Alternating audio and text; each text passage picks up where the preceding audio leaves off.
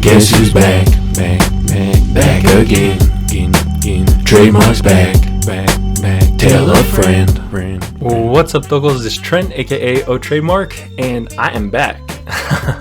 I'm back. It's been a while since I posted last, probably like 9 months, maybe even a year by now.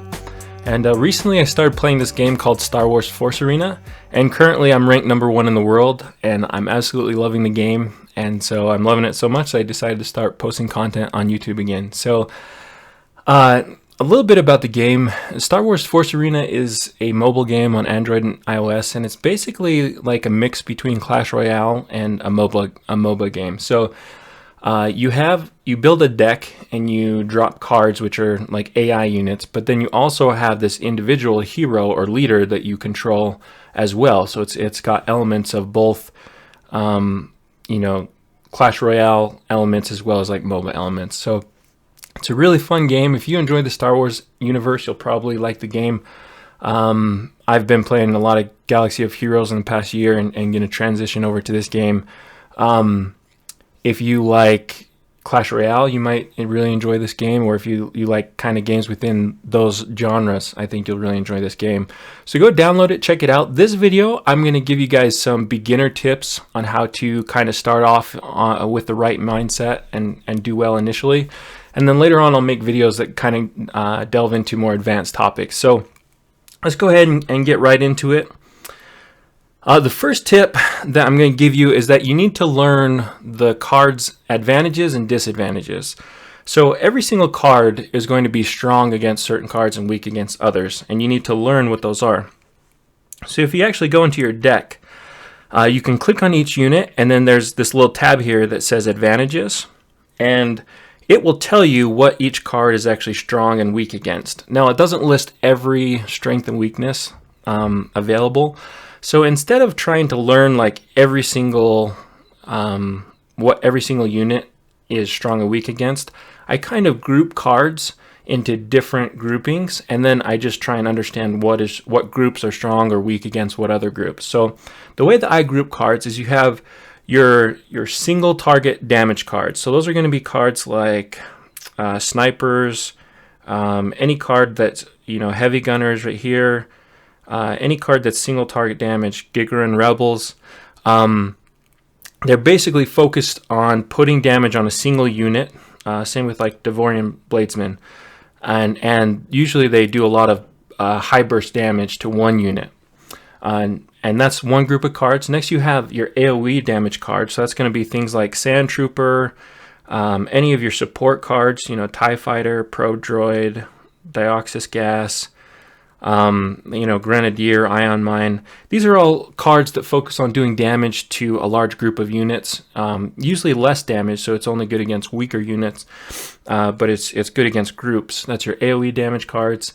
Next, you have pressure cards, which are cards that allow you to do damage to the enemy turrets. So that's going to be things like tanks, the GNK droid. Also, it's anything that can absorb damage. So, Wookiee, it's basically allowing you to press into the enemy's base and do damage to their turrets. ATST, light vehicles, RPGs, all of these are pressure cards. You're applying pressure to the enemy turrets. And then finally, you have defensive cards. So those are going to be like your turrets, a lot of support cards or defensive cards, and more turrets and whatnot. And defensive cards are just to try and relieve pressure, defend your turrets, and get things off of your mortar turrets, things like that. So those are your 4 groupings. And basically, the idea is that when you learn the cards and advantages and disadvantages, you can actually learn how to trade effectively.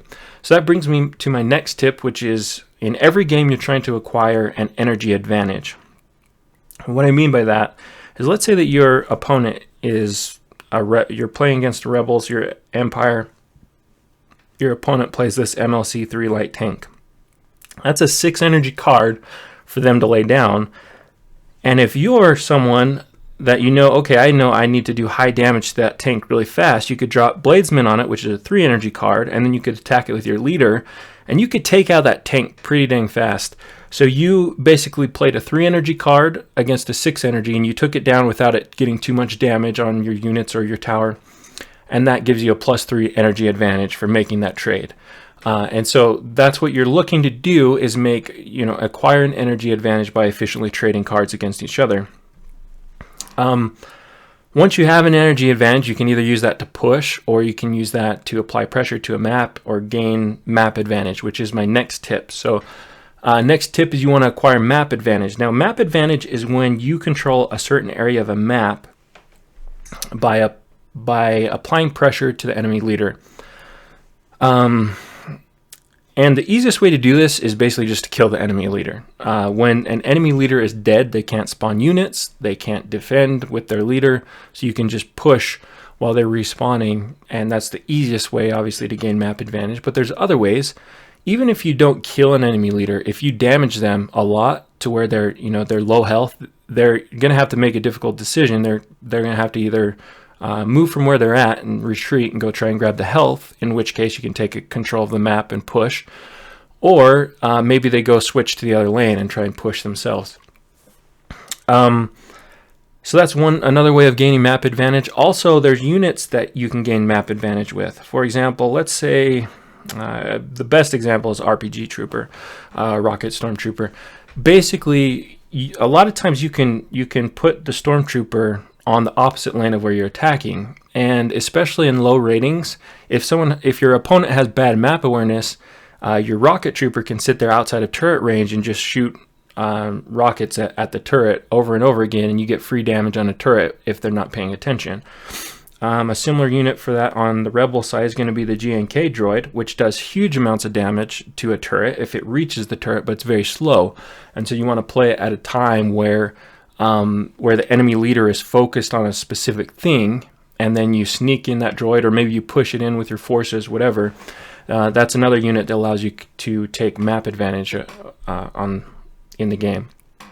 So those are your first 3 tips. Learn the card advantages, acquire energy advantage, acquire map advantage.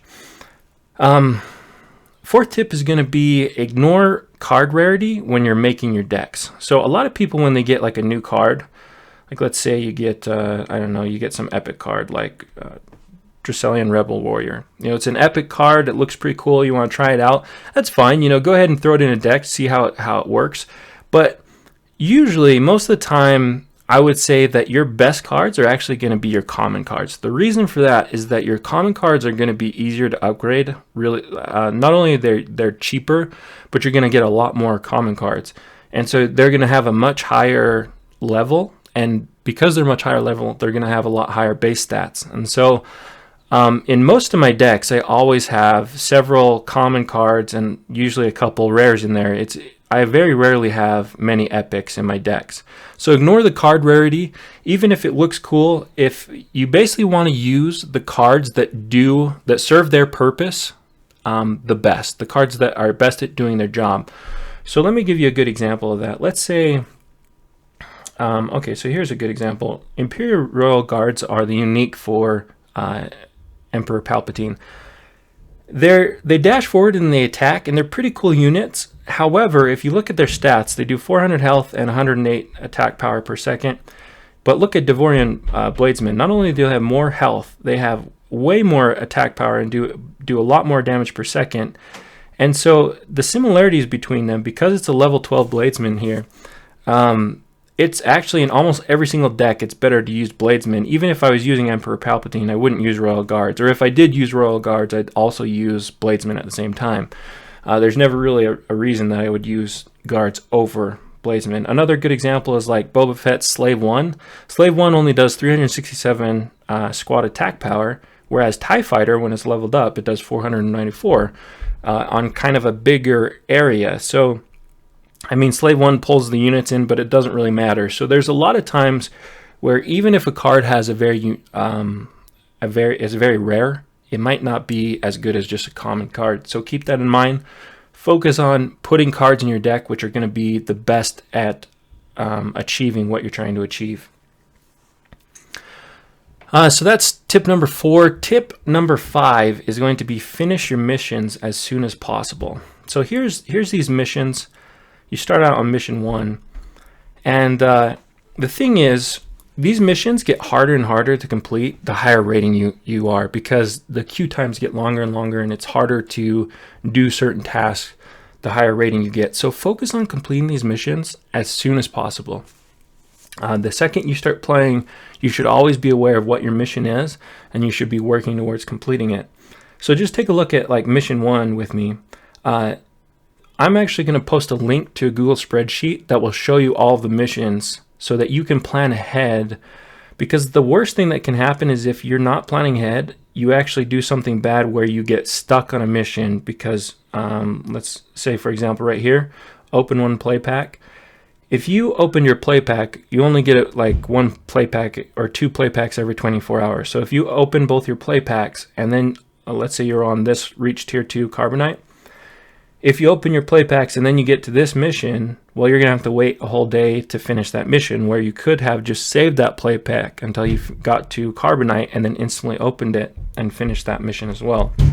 So try and plan ahead when you're doing your missions. Look ahead at all the missions and what, the next 4 or 5 missions that are coming up, and try and plan it out so that you're able to complete it right away. Same thing with like acquire 30 cards. You want to make sure that you have some victory packs or some free packs available to open, so that right when you reach that mission, you can just open them and complete the mission right away.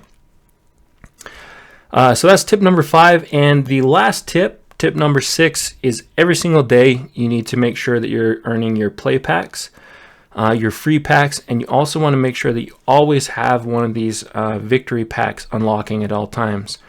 So the victory packs, they take quite a bit of time to open. So I'm on a boost right now, so my times are halved. But usually the worst pack in the game, the bronze packs, usually they take 3 hours to open. So you unlock them, and over time they unlock, and then you actually open them. So you want to make sure that you have a victory pack unlocking at all times, because opening these packs is how you actually obtain more cards to upgrade your cards, make yourself stronger, and allow your units to do more damage in the game. So that's it for some basic tips. Nothing too extravagant. I'll probably throw some gameplay over here at the end of the video, but I'll be posting a lot more with a lot more advanced information about how to play this game efficiently and increase your rating as you're playing. And anyways, I'm excited to be back. Thanks for watching. Malo, aupito, and I'm out of here.